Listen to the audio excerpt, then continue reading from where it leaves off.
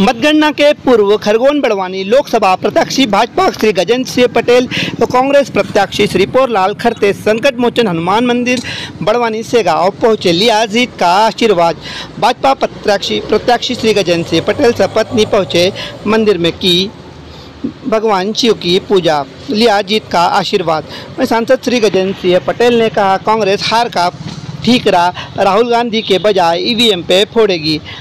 मध्य प्रदेश में भाजपा 29 सीटों पर होगी विजय और भारी बहुमत से बनेगी एनडीए की सरकार। आंकड़े दिखा रहे हैं, लेकिन कांग्रेस निशाना साध रही है कि ईवीएम ईवीएम पर ठीकरा फोड़े नतीजों से पहले। मुझे लगता है कि कांग्रेस के लोगों से सबसे पहले ये प्रश्न करना चाहिए कि ईवीएम उनके ही कार्यकाल में प्रारंभ हुई, उनके ही कार्यकाल में चुनाव ईवीएम के माध्यम से संचालन भी हुआ और आज वो ईवीएम पर आरोप लगा रहे हैं। ईवीएम बिल्कुल पारदर्शिता का मामला है। कई जगह घटनाक्रम आपने देखा होगा कि पश्चिम बंगाल में जब वोटिंग हुई तो ईवीएम मशीन उन्हीं के गठबंधन के संगठनों ने पानी में फेंक दी, नदी में फेंक दी, लूटपाट करी। उनको विश्वास ही नहीं है ईवीएम पे। और मुझे लगता है कि ईवीएम बहुत पारदर्शिता का परिणाम है और इस देश के प्रधानमंत्री मोदी जी के प्रति जनता का विश्वास है। ईवीएम के परिणाम से मोदी जी चुनाव जीतेंगे और मुझे लगता है कि कांग्रेस अब चुनाव का ठीकरा ईवीएम पर फोड़ने वाली है और उनको हार दिख रही है। जिस प्रकार से एग्जिट पोल ने, सर्वे ने यह दर्शा दिया कि अब की बार 400 पार के साथ में भारतीय जनता पार्टी की सरकार बन रही है, इसलिए अब हार का ठीकरा किस पे फोड़े? उनके जो नेता है राहुल गांधी पे फोड़ नहीं सकते, क्योंकि उन्होंने गांधी परिवार के नाम से ही नेतागिरी करी है, उनके परिवारवाद के कारण ही नेतागिरी करी है और परिवारवाद के कारण ही कांग्रेस खत्म भी हो रही है। और इसलिए अब ईवीएम पर कैसे फोड़े? वो राहुल गांधी पर नहीं फोड़ सकते।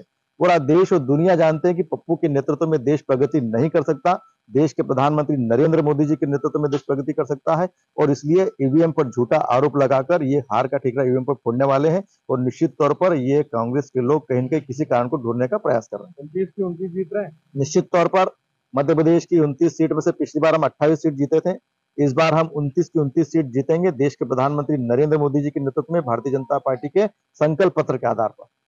भैया आज हनुमान मंदिर आए हैं, वोटिंग भी होना है।